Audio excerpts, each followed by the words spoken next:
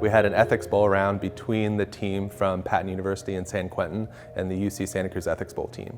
Ethics Bowl is modeled on a sort of collaborative discussion about a difficult issue with the goal of trying to get somewhere in the discussion, not to beat down your opponent, but to understand the other side, right? To respectfully engage over difficult issues. If you've seen other debate formats, the things that you might look for or notice, number one, they're going to be much nicer to each other than you may have been used to seeing. Right before the event, I was really nervous. I've never been to a prison, let alone talk to a prisoner. I thought it was going to be a lot more like the movies where like they're locked down and they're like, you know, they're going to be hollering. For most people who come in who've never been to San Quentin, this isn't what they expect. And we're pretty proud of that.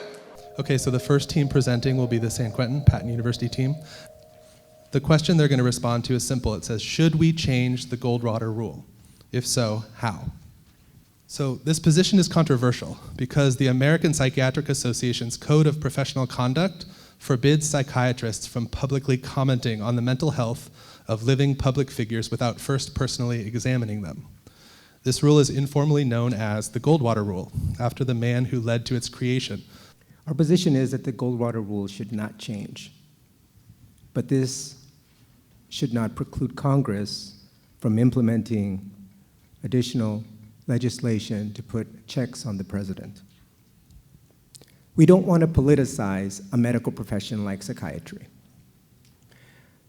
We don't want to break the bonds of trust that exist between a doctor and doctors and their patient. Politicizing this would have serious consequences. People would be less likely to seek help.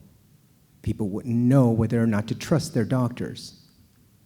Removing the Goldwater Rule would further politicize a medical profession.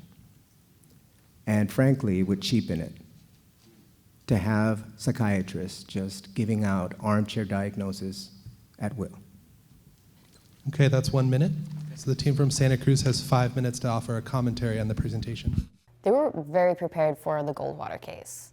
They had a really good argument, and it gave me a lot of insight on that. They made like the most eloquent argument I've ever heard. We would argue that it is already being politicized in the mainstream media, and the way it's being politicized, it's actually being used to warp people's perception about what's going on, whether in favor or against the president. So psychiatrists are the best equipped to come in and actually say what's going on with him and give some clarity, and the American people deserve truth as far as what's going on with the state of the nation.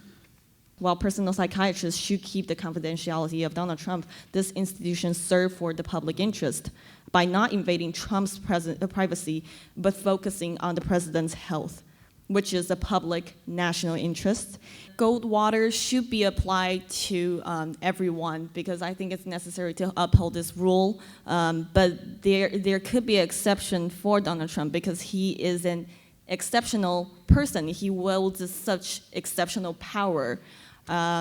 We should treat him exceptionally. Yeah.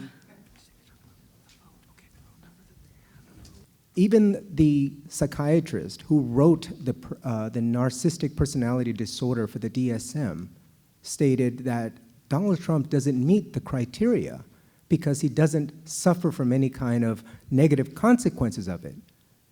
Let's call him or anyone who runs for public office, let's call them on their conduct and hold them responsible, because at the end of the day, if we start calling it mental illness, we are excusing his behavior. We are excusing everything he's done because now it can be said, well, he was mentally ill. He didn't know what he was doing. So I'm going to give the judges a minute to discuss among themselves. What you've seen so far is often what you see in other debate formats, the back and forth. The other big difference in Ethics Bowl is the judges now get 10 minutes to ask any questions they want of the presenting team about what they just argued. So my question to you is around the ethics of that, the morality of that. Do you think that leadership requires a higher moral standing? Should we expect more from leadership? So that structure, that institutional structure, answers the question of should we hold them to a higher standard. We should hold them to the standard that that structure mandates, which is we get a vote every 4 years, and each individual can choose whether to hold them to a different standard by either voting for them or voting against them.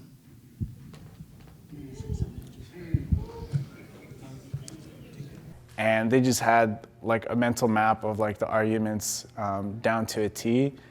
You had to be straight with them, and you couldn't go back on anything you said. And just so you know, the way a round is scored, you have 3 judges, and we go sort of by votes. Each judge awarded a point total, but the winner of the round is the team that wins more judges. I have San Quentin with 54 points and UCSC with 51 points for San Quentin for the win. I have 51 for San Quentin and 46 for UC Santa Cruz. I have UCSC with 41 and Patten University with 52.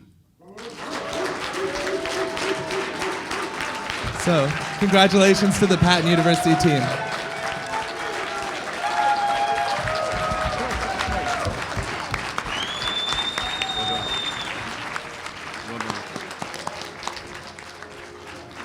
I remember looking out into the crowds and seeing the inmates and how attentive they were, and then seeing all the volunteers, and just thinking like, wow, this is a big deal. You know, it's easy for me to think of this as an extracurricular activity, but it's a lot more. It means a lot more than that to a lot of people.